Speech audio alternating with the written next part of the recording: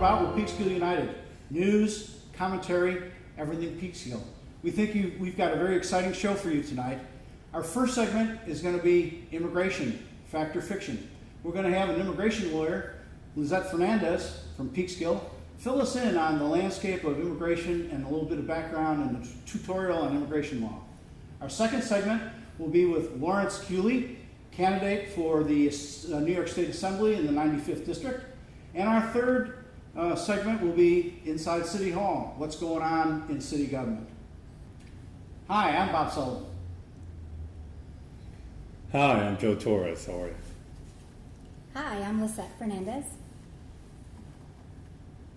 Hi, I'm Louis Agara. Hello, I'm Bruce Bellin, the guy on the street. Hi, tonight we have attorney Lissette Fernandez is going to fill us in on the landscape of immigration and a little tutorial on immigration law. We think you'll find it very interesting. There's been a lot of debate, a lot of going on recently tied up with the Kavanaugh hearings and all that. We got elections coming up in a couple weeks and immigration is going to come front and center. But one of the problems with the immigration debate, some people say there's 22 million people, we got to get rid of them all. We got to build a wall, we got to do this. But what are the real facts? What's the real information? What's the true reality of the landscape of immigration? So we're talking about Peekskill, and that's what our show's about. So Lissette, when we're talking about immigration, we can talk about our walls and we can talk about all this other stuff, but specifically in Peekskill, what is it that we really need to affect a small community like ours in terms of the immigration debate? Well, Bob, being practically born and raised in Peekskill, having my family here and having my law practice here, and being very involved with the community, what I can tell you is that there is a lot of misinformation. There is a lot of miscommunication. And the only way that we as community leaders or just people of the community can change and have an impact is by ensuring that the people, and when I say the people, I don't just mean a lay person, I mean an employer, a clergy leader, a council person, anybody that's part of this community, be really aware of what the realities are. We're quick to turn on the television, and whether it's the Spanish channel or whether it's any English-speaking channel, we're quick to believe what is being said. Now, the media has a job to do, and they do it right, but the onus should be on the community to fact check. When you talk about misinformation, what types of things particularly impact our community? I mean, you see on social media here in Peekskill, and you get a little bit of it. It's a microcosm of the national debate. Oh, they're overtaking Peekskill. We're all going to be run on there. They are overtaking Peekskill. So, what's the reality? What's the true landscape in our community? Well, the reality is that immigration law is a very complex law. It's got a lot of archaic parts to it, but it's always been that way. The reality is that it's not just now that certain things are happening. The law has been on the books. Immigration law has existed for a long time. It is a broken system in that a lot of the laws are archaic. We've had different administrations use their discretion as to how they want to implement them. How to perceive it. Right. Yeah. This current administration has decided to enforce laws that are already on the books. Okay? Whether that's the right choice or not, it's this administration's choice. And so what people need to know is, and what I'd like the layperson to know is this: although enforcement priorities have changed, I have yet to see in our community law-abiding, hardworking people who are paying their taxes, who are living by the law, who are doing what they have to do, and whose only sin, quote unquote, is to not have documentation here. I have yet to see that those are the people that ICE is doing raids and picking up. Okay? Yeah. Could it happen? Sure. Anything's possible, anything's probable. I have yet to see that in our community. So what I want people to understand is when you see in the news that this man has been picked up by ICE and he's the father of two and he's a pillar of his community, that may be true. But from what I've been seeing in my experience, 20 years ago, this man committed some heinous crime. And He came back. unfortunately, people can rehabilitate, and they do. But unfortunately, we are in an era where it's very unforgiving about your past. That's right. So what the media sometimes forget to tell us when they say father of three, pillar of the community has been picked up by ICE, they forget to tell us that 20 years ago, he ran over a police officer or killed a child driving drunk, Yeah, sure. or was part of a fraudster scheme where they sold fake IDs and committed federal crimes. They forget to tell us that. See, this is where I mean, you hear it all the time. We see it on TV all the time. You see the media says, "Well, this guy's getting deported." They just came and picked him up. He has, he's working and his family's here, and then you find out later on that he committed a crime at one time, and now ICE came to get him. And I think that's deceiving to most people, because I think the way this administration sees it, what I see is that if you commit a crime, they don't want you in the United States, especially if you're a legal immigrant. That's what they're looking for. I don't think that, I mean, I could be wrong, but I don't think they're looking for, like I said, the law-abiding, hard-working, illegal immigrant that's working hard and staying underneath the shadows of everybody and just doing his thing to live here. And I think that's what gets confused a little bit. And because you deal with these people a lot. So we're talking about what the law is, and yet what's the practical reality of enforcement? Exactly. Yeah. And so what concerns me, being someone who is grounded in the community, who does a lot of outreach and speaks at forums, at churches, or whoever will have me, I am there. What I see is this fear in these great people who have now believed that they can't even use the police as a resource when they've been the victim of a crime, because they're afraid that the minute they walk into a precinct that to report a crime that they're going to be picked up by ICE.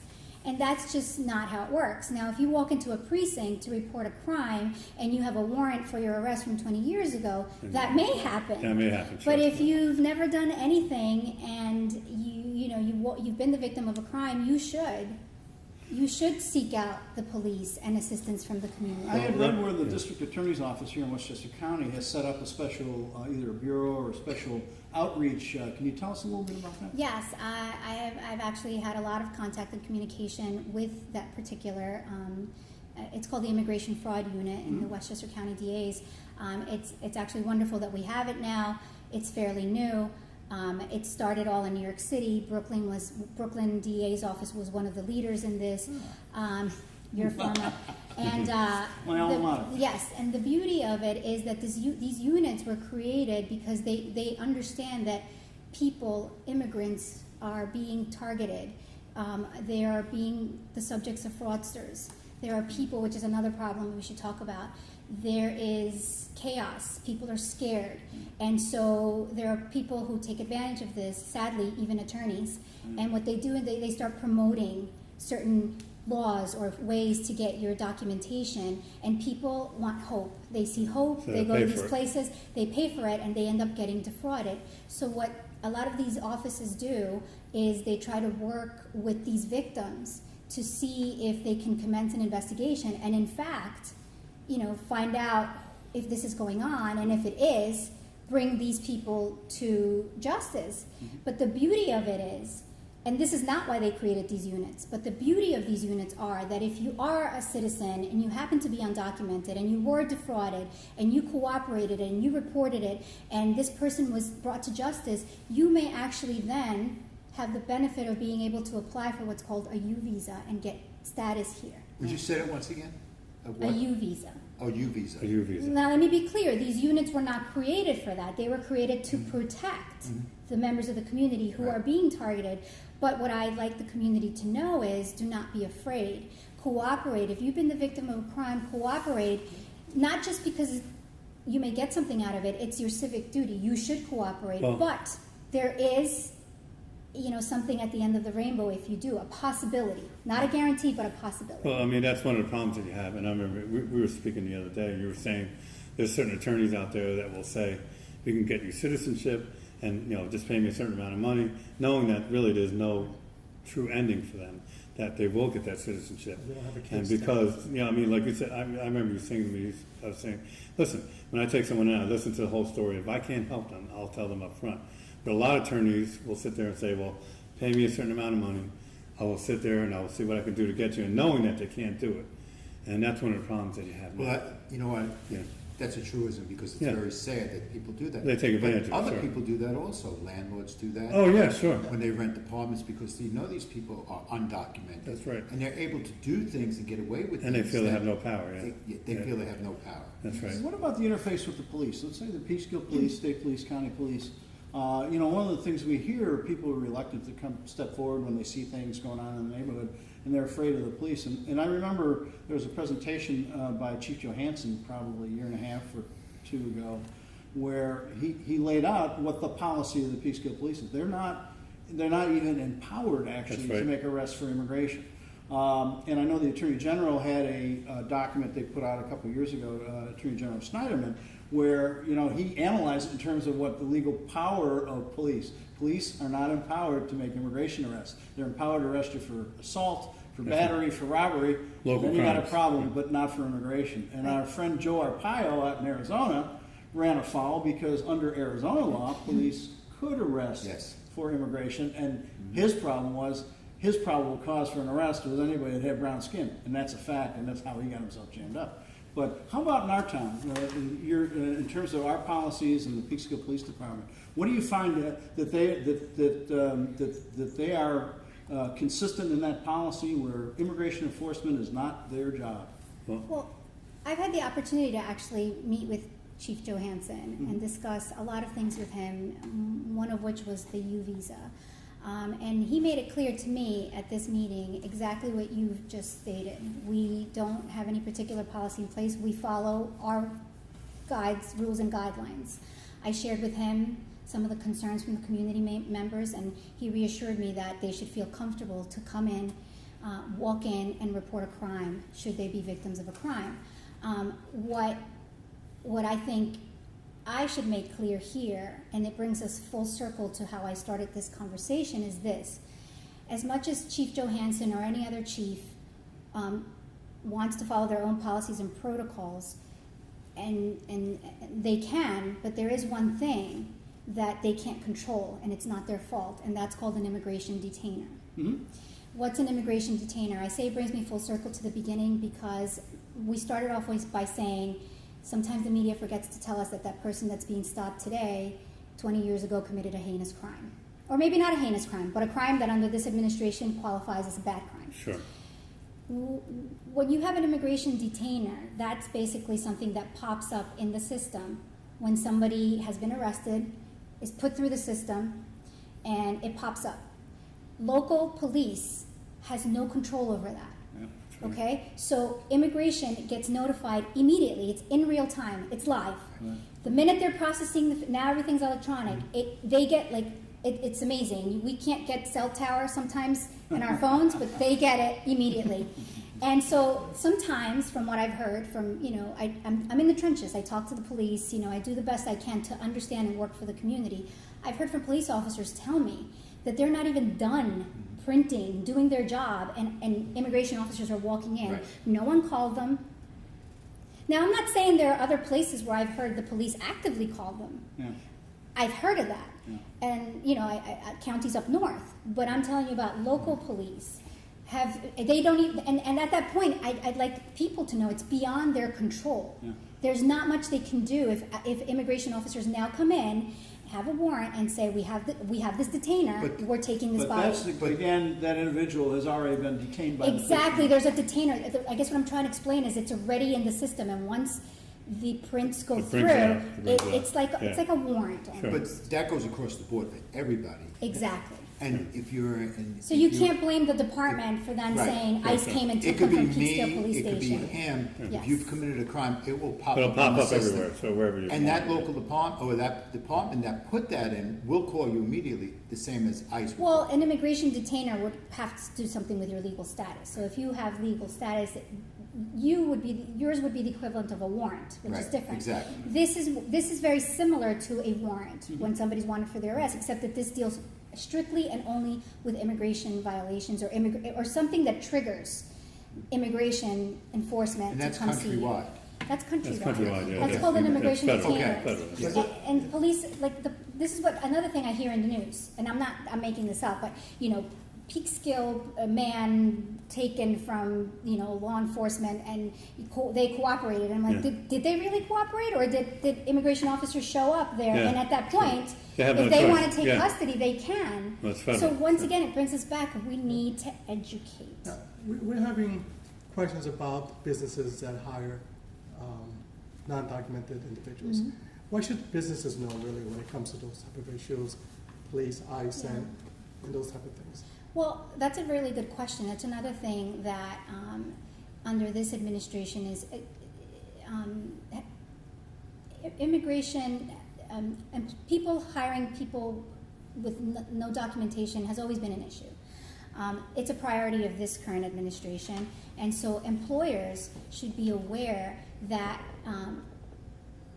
some people seem to think that it's okay for a while to have what's called a tax ID number. Mhm. A lot of people were able to work with that. It really isn't the reason why it was made, but somehow it became just the status quo. People used that, they gave them a 1099, everybody was happy. That was going on for a long time. It has Years. nothing to do with the new administration. They didn't create that or change that. The new administration saying, you can't do that, you shouldn't do that, and we're going to enforce that. And so what's happening now is you might have been an employer who thought you dotted your I's and crossed your T's because you're thinking, my guy gave me a number, he's paying taxes, we're all good. Oh, you're good, that's right. And you don't know that you are now, you, the employer, may now be in serious trouble with immigration authorities because there's steep fines Really? Oh, that boy. your business could be facing if you are not following the rules and regulations of Wow. E-Verify or all the other stuff.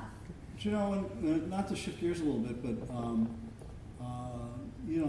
there's been a lot of discussion about DACA and paths to legal citizenship and all that. What are the paths right now that exist for undocumented persons who come in and they decide they want to make it right and make their way to It's a long citizenship? process, right?